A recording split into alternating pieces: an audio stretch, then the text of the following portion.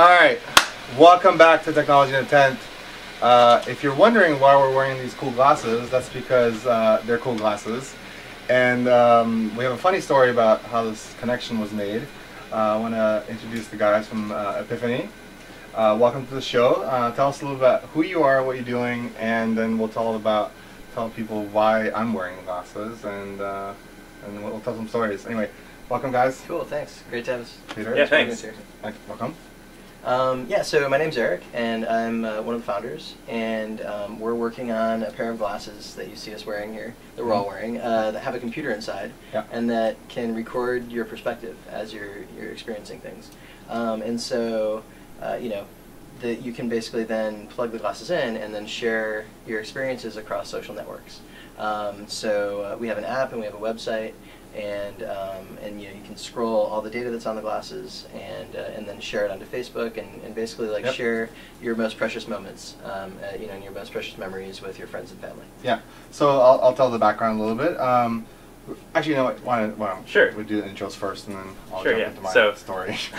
So I'm Peter. I'm a software engineer on the team. So I'm developing the software that basically runs when you have the glasses, and then you want to share that to elsewhere, or we want to integrate other applications in with the cool video that you're creating with the glasses. So that's all sort of my region of work that I'm working on. So pretty excited about that. We're building some pretty cool stuff. Yeah, very cool. So I'll tell the story briefly of how we ended up here in the tent. So I was at Startup Grind a couple weeks ago, before we had started shooting the show. And I walked by and I think you were there with Vanessa demoing the glasses. I'm like, those are freaking cool. Like, how awesome are those? Especially considering what we're doing, basically, creating video content. Now, this is the official version, but we're also going to be on the street and kind of running around at events and South by Southwest and conferences. And so, I hesitated, but I put my card in the little bucket, and usually nothing happens. And then I actually threw my back out, so I left early. And the funny thing is, someone texted me from an unknown number that I didn't know. Hey, you won the glasses, and I'm like, so what do I do? He's like, contact them. And I still don't know who it was, which actually that brings up a good point. I should find out who it was. But anyway, so I emailed Vanessa. I'm like, did I really win? And she's like, yeah, like you won. And then we figured out what you're doing, and so there's this kind of really awesome organic synergy between what we're doing in these glasses. Yeah. So the glasses are super cool.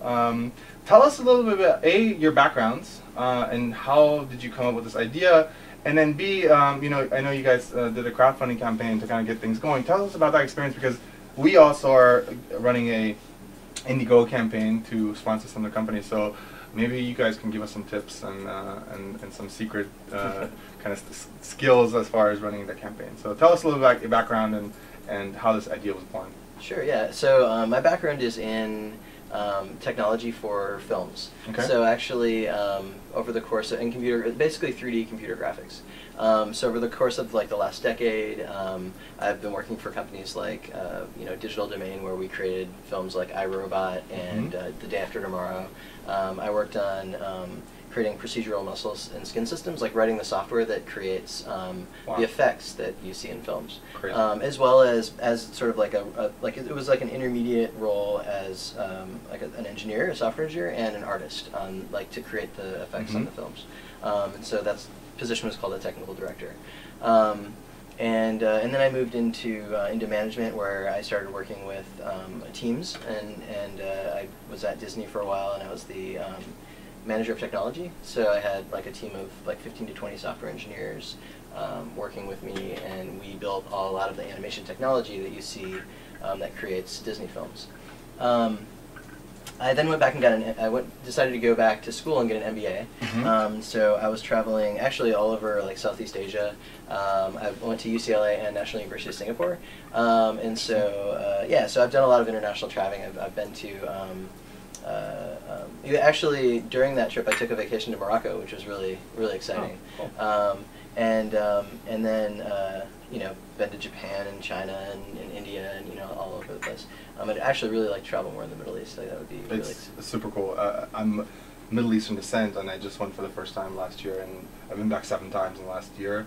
And so our partner Erick is kind of the TechCrunch of the Middle East, and they're in Lebanon. and Lebanon is this mini California. So you have snow and beach, and it's this really amazing climate, amazing food, amazing restaurants and clubs and bars and lounges, and sounds and great. It's just one of the. I've been to 62 countries, and it's literally my favorite place on the planet, and I've done Asia and all that. But I'm really hoping to go to Dubai. Dubai is it's basically Vegas minus casinos with and it's a little bit hotter. And I lived in Vegas. So, love the architecture there. Yeah, Vegas, Dubai is super cool.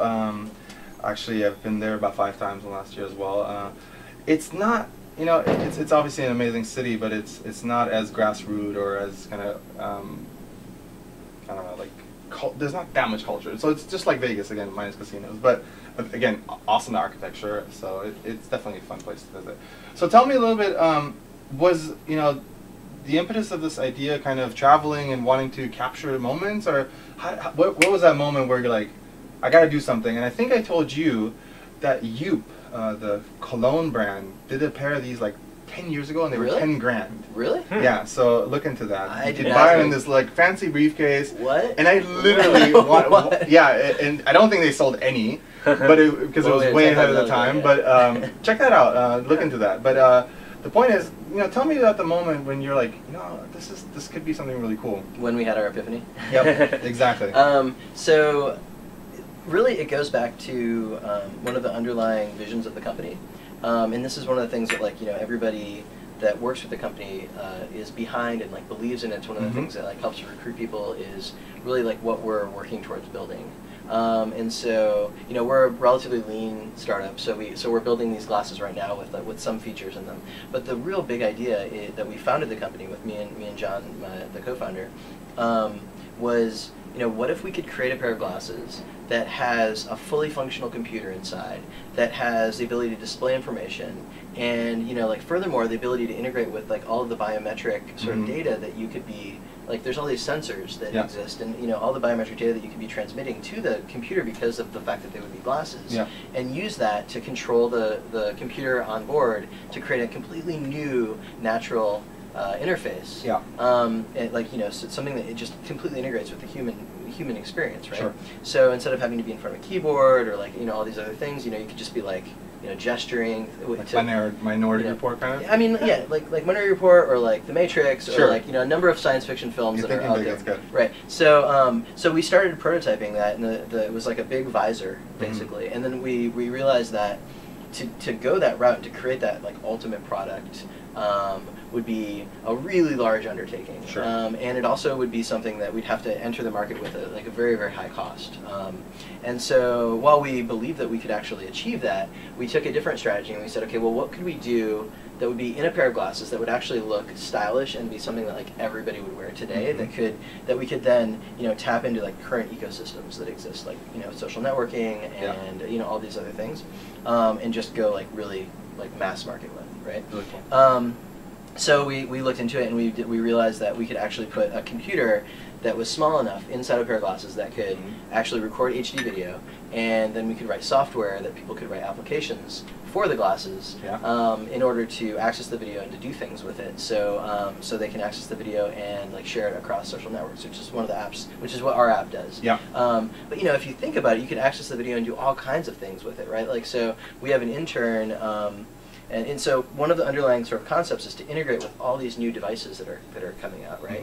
And so one of the examples of that is say the robotics, right? So imagine you were home and you wanted to clean something up. If there was a spill on the floor, you could just go into robotic mode and then just point at the spill, and your little vacuum cleaner would just go over and just clean it up. The Roomba. Yeah, exactly, right? Yeah. You can imagine how cool that would be. Yeah. Or you walk into your room and you want to turn the lights on and you just do a gesture. How far are we from that? I mean, that sounds a little futuristic, but I mean, theoretically, all the technology exists, right? We're really close. We're not that far. That's cool. Yeah, the big challenges in having a situation like that is making sure that you can actually have a robot in your home, and that's sort of a challenge on the robotics side. Okay, so I can connect you to the guys at the Honda Innovation Lab. They have a fund here. That'd be awesome. Honda has the that would be fantastic. So a super cool guy, Danny. I'll make the intro. He would probably enjoy this, and whatever it is.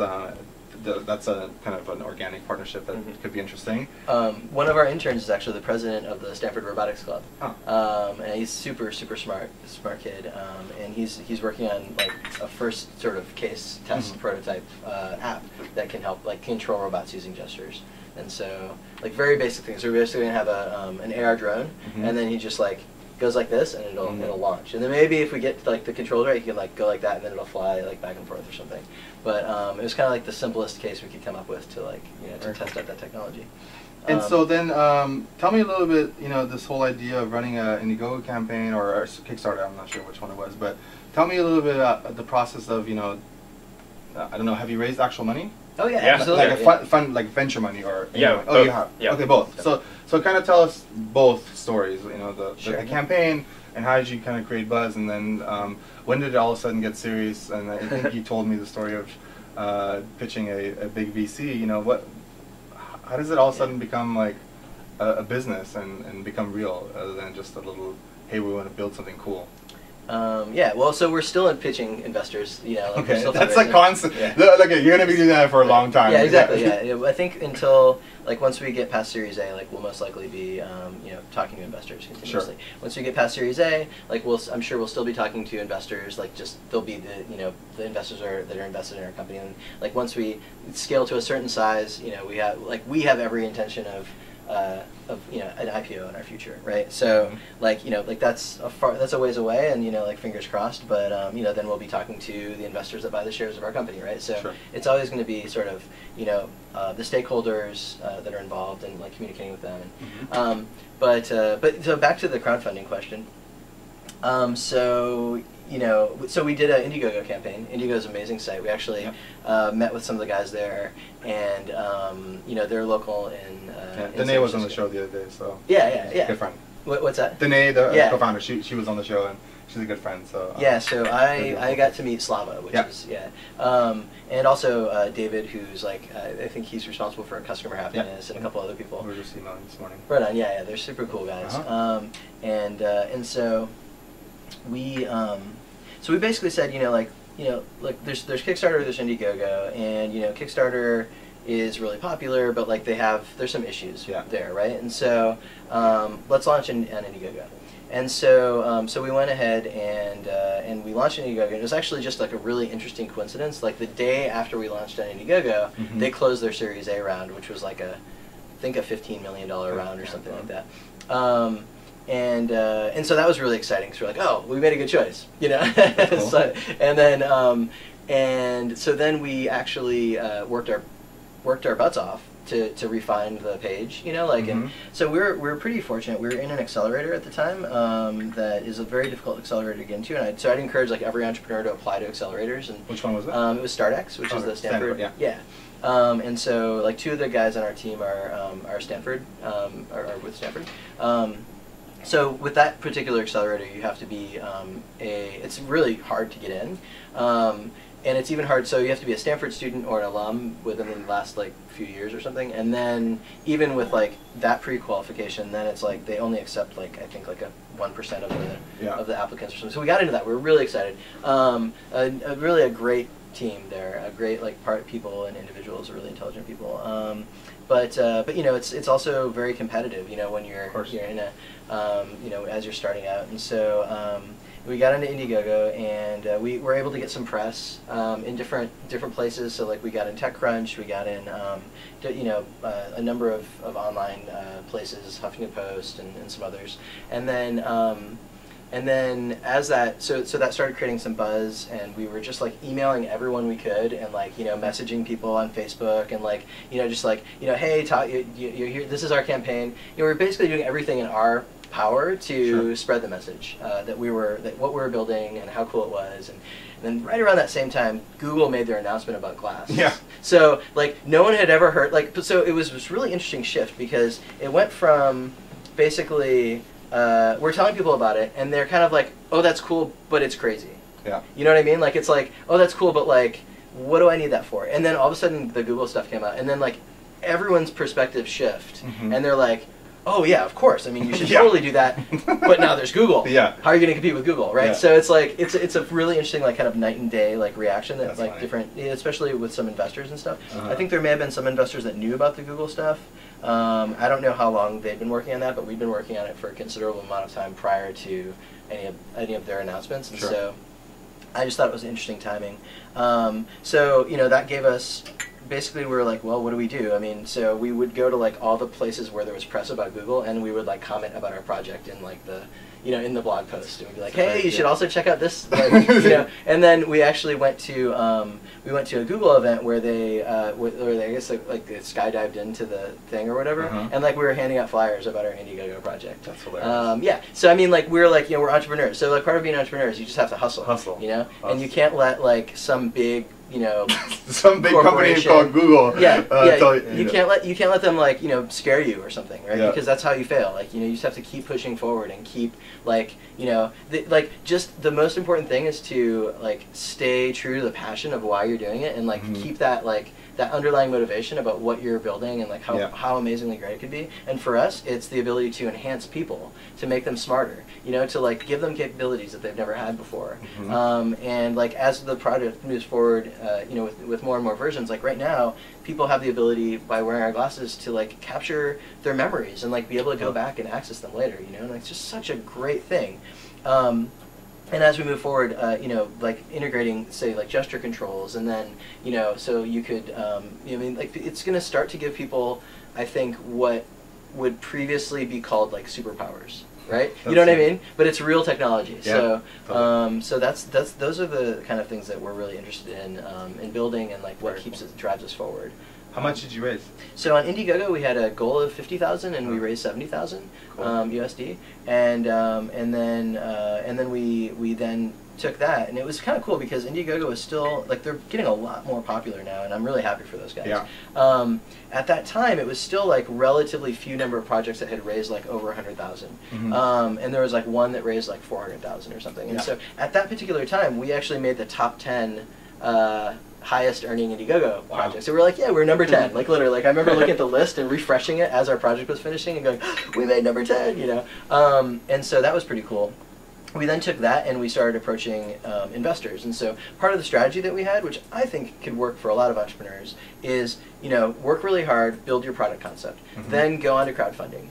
Like get buy-in from a number of people, right? So you kind of prove that like there's enough people out there that want to support. I mean, I was calling all my family members and like, hey, you should buy some, But I think my mom bought like, like 3 pairs or something. So you did pre-sales on Indiegogo. Yeah. So it's technically it's crowdfunding. So technically it's not like it's a gift. It's a perk. Pre-sales. Yeah, it's a perk.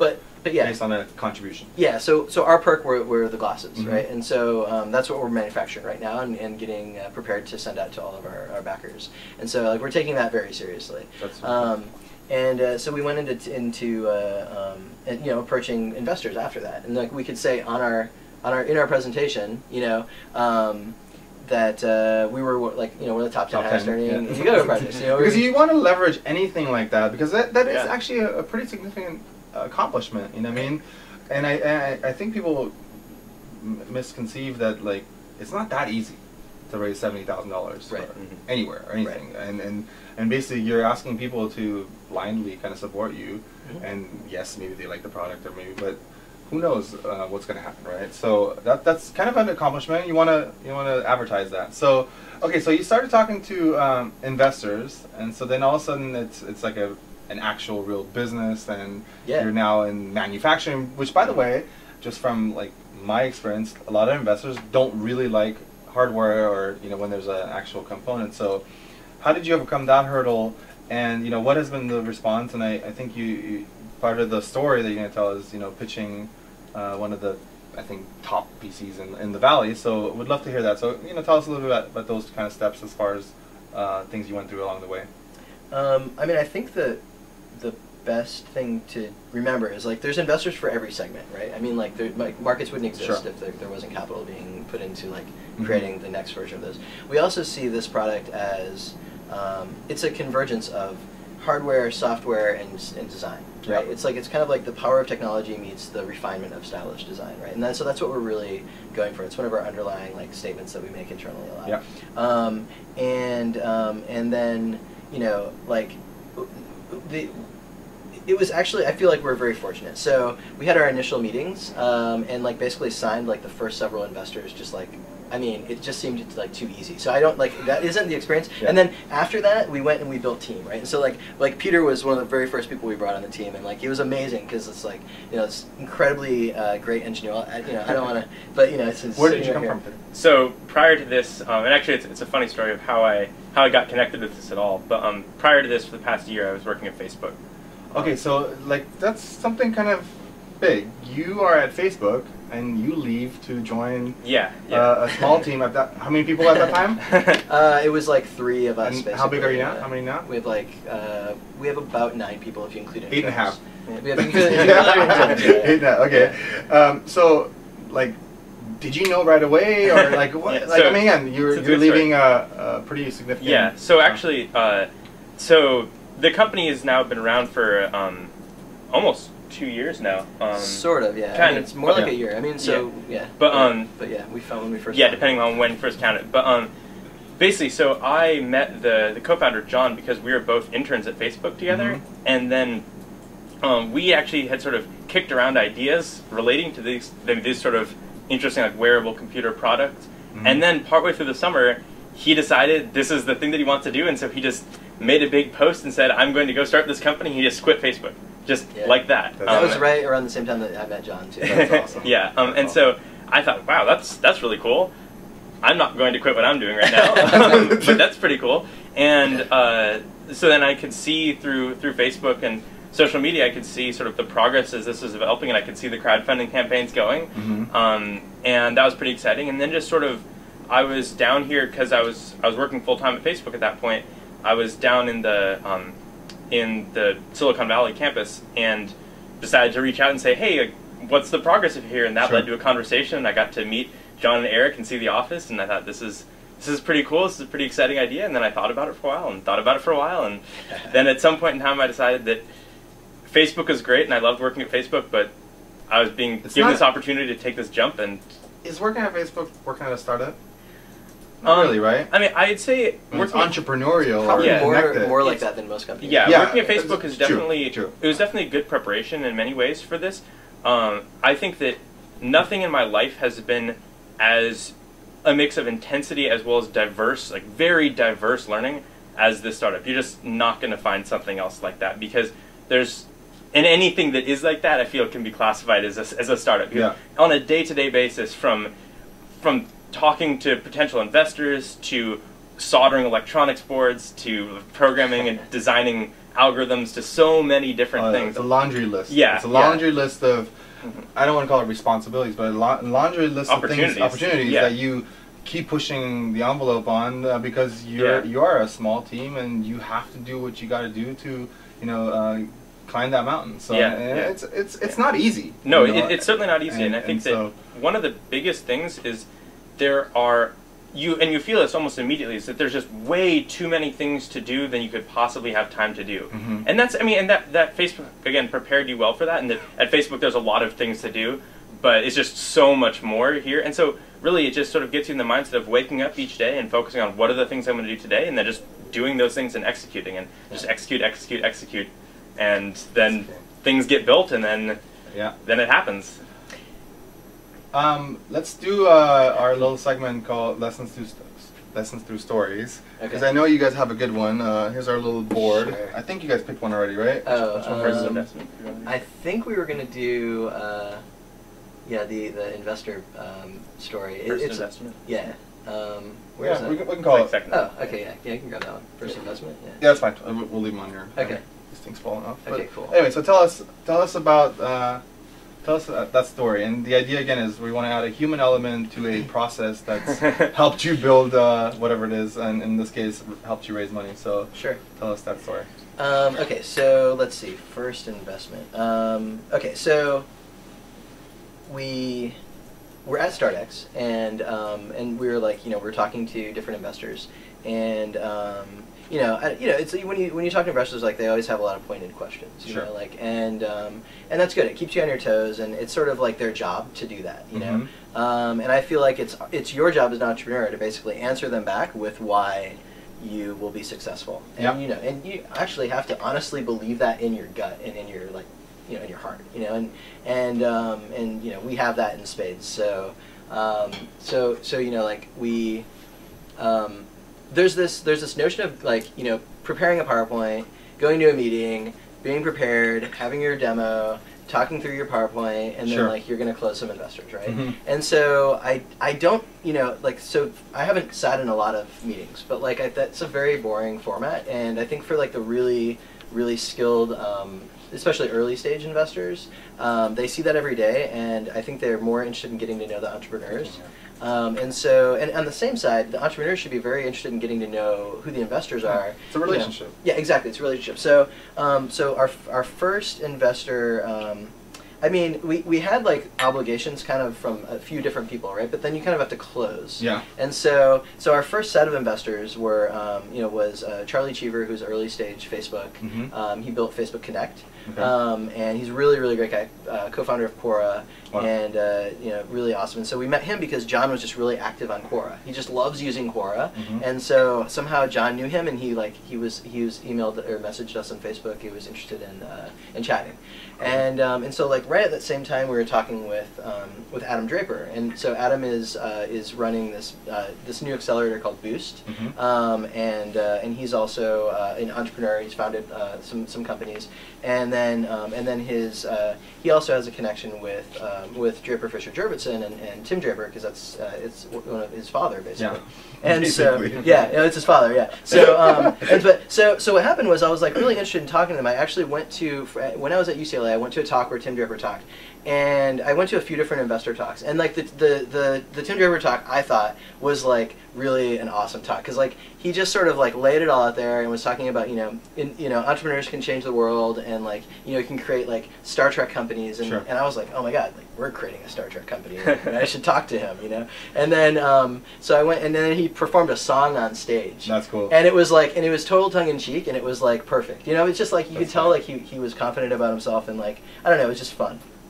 And so I sort of admired him for that. So so I went up and introduced myself afterwards, and then started doing research. And he ended up coming and talking at StartX. At the same time, I actually saw Adam Draper. I was following him on Twitter, I think his sister Jessie Draper has a startup show that I watch all the time.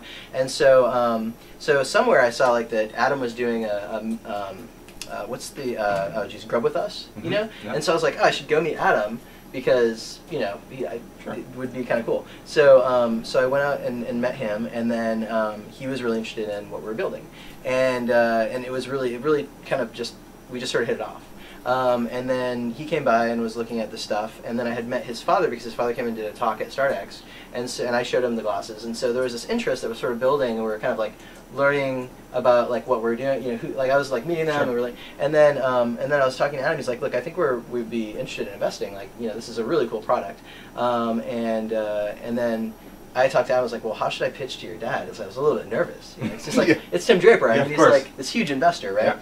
And so so I have a background in. I was in a band when I was in high school and early college, and so I thought to myself like, well, why don't we do like, this is an incredibly experienced investor. We're at a really early stage. We can do like any sort of presentation, and it's probably not going to be like as impressive as the fact that like DFJ invested in like Tesla and StartX and Skype.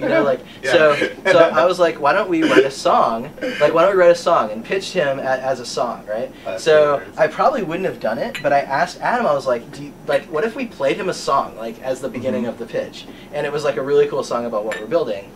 What do you think about that? He's like, oh, dude, that would be legendary. So I was like, yeah. So that was all I had to hear. So we went back to the apartment. I had an electric guitar, and me and John like basically riffed out a song. It was really simple, but it's power chords. I can play it pretty well. Yeah. I mean, not that well, but like well enough to keep a rhythm and have some melody.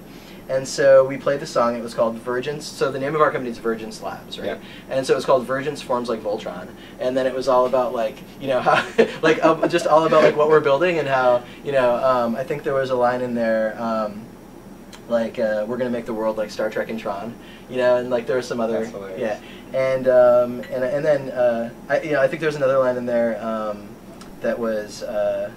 The market size is massive, like 60 billion plus, and you've already decided to invest in us. So and like that got a total like laugh from him. Yeah. And then and so I'm worried now, like all the entrepreneurs that pitched him are going to write songs or something, and it's going to lose its charm. That's definitely legendary. And so then right away he was like, okay, like I'm in, or what was kind of the next step? Well, so the next step was sort of reaching back out to everyone we talked to, which was really only a small handful of people. Like, I mean, it was it was him, a couple other people like Charlie and Adam, and and basically reached out to everyone and said, like, well, here's the terms, like let's close, right? So we have a really great startup lawyer that we're working with, from Fenwick, which is an amazing law firm, our counsel there is like the head of the startup division, Mark, and so.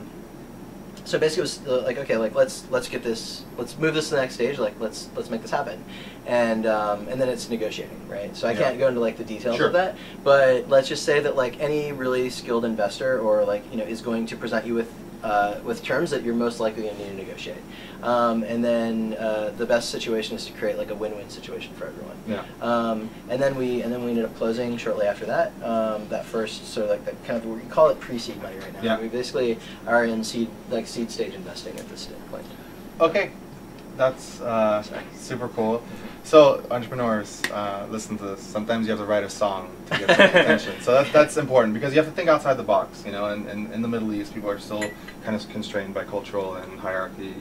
So that's definitely, you have to think outside the box and be innovative. And sometimes you have to get someone's attention and make them laugh. So really quickly, we'll wrap this up. I know we're pushing time a little bit. Really quickly, old rule. So something that you just live by. Hardcore. Sure. So can we both do old rule? Are you good with it? You have an old rule you're thinking? I'll say mine and then you say yours. Okay. So I mean, for me, I think the most important thing is to, like, if you're doing something and you're doing it because you're passionate about it, like that's all that should matter. Like never give up, never give in, like never like let yourself feel like what you're doing isn't important. Make it as important as it can. Like go after the biggest thing that you can possibly go after. Like let your imagination guide you and your passion guide you, and just do something that's like truly meaningful that really could change the world. And you're going to come up against all kinds of like pundits and critics and people that either see different aspects of the technology, and they either like it or they don't like it, or they think it'll succeed or they don't think it will succeed. But like really none of that matters. What really matters is that you in your heart like understand why you're doing it and like how powerful and how amazing it will be, and you just are able to communicate that to as many people as possible, and which brings up a really good point really quick. Being transparent, getting feedback, and getting people excited about what you're doing. Yeah, absolutely. I mean, and it's always important to take feedback. I mean, I don't mean just to be like, but I think like with us, when we first started, people were literally telling us that we were kind of crazy. Like, we're building glasses with a computer inside. I raise my hand all the time when someone says that, guilty as charged, and that's the only way you can actually do something big.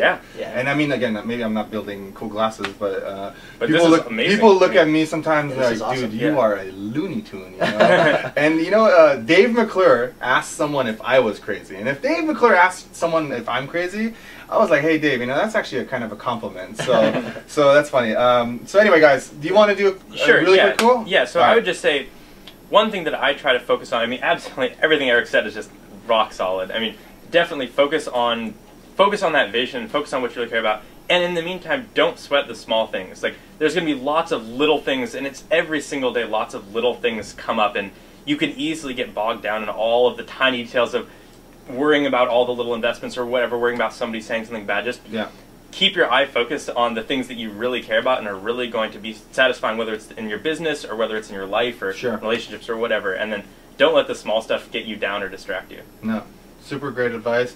Really quickly, we have a couple of T-shirts for you here. We're bootstraps, so we need human billboards walking around. Awesome. There's a large and an extra large, and if the sizes aren't right, we'll switch these out. Take the extra large. Anyway, guys, so just the audience, you'll be seeing a lot more of me walking around with these glasses, and I'm super excited because I think it really is going to add a whole nother perspective for our audience to see like what happens in the Valley and what we're doing, and so I'm going to be sharing my experiences through these glasses, and couldn't be happier to have one of these. Thanks again for making time.